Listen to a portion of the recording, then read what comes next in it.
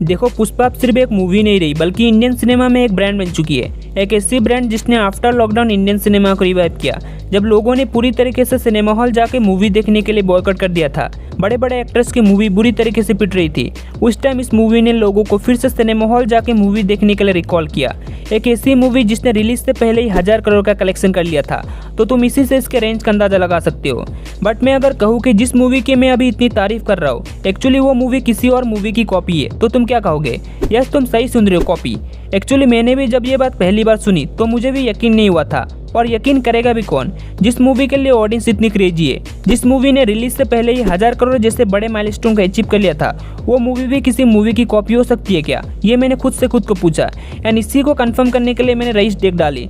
Actually Pushpa को लोग rice की ही सस्ती कॉपी बोल रहे, and here I found the details. देखो, दोनों ही मूवी सेम जॉनरा में टेक प्लेस करती है। रैग्स टू रिचेस स्टोरी, यानी गरीब मजदूर से सिंडिकेट किंगपिन बनने तक की जर्नी को दिखाती है, जहां हमें एक तरफ रईस में इलीगल दारू का स्मगलिंग देखने को मिलता है, वही हमें दूसरी तरफ पुष्पा में इलीगल लाल चंदन का स्मगलिंग देखने को मिलता है।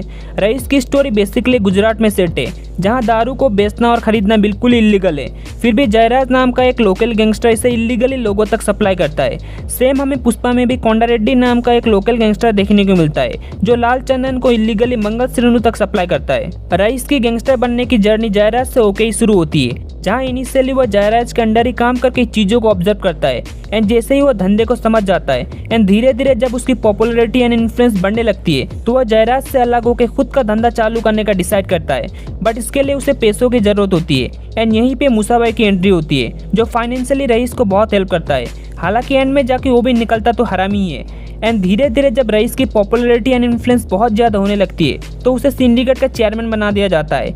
इस चीज़ से जयराज बहुत नाखुश होता है एंड उसकी जलने लगती है, इसीलिए वो रईस को मारने के लिए गुंडे भेजता है। बट रईस तो रईस है, वो गुंडों से बच जाता है। बट जैसे ही उसे पता चलता है कि गुंडों को जयराज ने भेजा है, तो जयराज को उसी के अड्डे में जाके मार देता है। सेम हमें पुष्पा में भी इसी तरीके का स्टोरी देखने को मिलता है। पुष्पा की जर्नी भी कुछ इसी तरीके से शुरू होती है। इनिशियली वो भी कोंडा रेड्डी के अंडर ही काम करके चीज़ों को ऑब्जर्व करता है, एंड वो ऐसे ऐसे तरीकों से माल को चेक पोस्ट पार करवाता था, जिसे देख के कोंडा रेड्डी बहुत ज़्यादा इंप्रेस हो जाता है, एंड उसे हर माल पे 5 लाख का कमीशन देने का ऑफर करता है।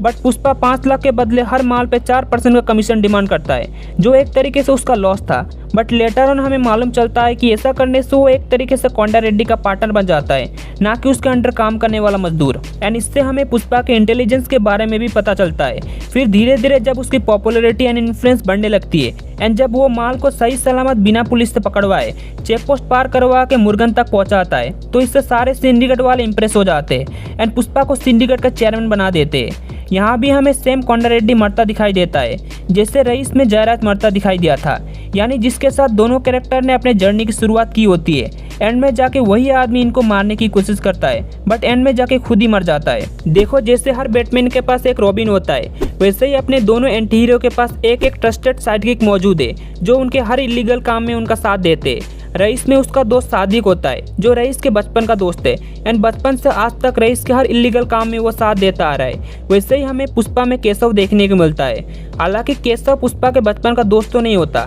बट पुष्पा के कॉन्फिडेंस एंड एटीट्यूड को देख के वो पुष्पा के साथ जुड़ जाता है, क्योंकि उसे अपने हालत को बेटर करना होता है, एंड उसे यकीन होता है कि पुष्पा के साथ उसकी हालत बेटर हो सकती है, इसीलिए वो पुष्पा को ज्वाइन कर लेता है। फिर रईस में एंट्री होती है नवाजुद्दीन सिद्दीकी, यानी एसीपी प्रमोद मजमुदार की, जो रईस के पीछे हाथ धो के पड़ जाता है, क्योंकि उसे इस सिंडिकेट को खत्म करना होता है। सेम पुष्पा में भी फाहद फासिल, यानी एसपी भंवर सिंह शेखावत पुष्पा के पीछे हाथ धो के पड़ जाते हैं। जैसे रईस में प्रमोद मजमुदार की एंट्री से पहले ऑलरेडी एक पुलिस वाला होता है, जो इस सिंडिकेट को रोकने की कोशिश करता है, बट रोकने में नाकाम होता है। देन उसके बाद ही प्रमोद मजमुदार को अपॉइंट किया जाता है। सेम पुष्पा में भी भंवर सिंह की एंट्री से पहले ऑलरेडी डीएसपी गोविंद नाम का एक पुलिस वाला होता है, जो इस सिंडिकेट को रोकने की कोशिश करता है, बट रोकने में नाकाम होता है। देन उसके बाद ही भंवर सिंह को अपॉइंट किया जाता है। तो यहाँ तुम देख रहे हो कितने एक्यूरेट सीन मैच कर रहे, ये तो कुछ भी नहीं।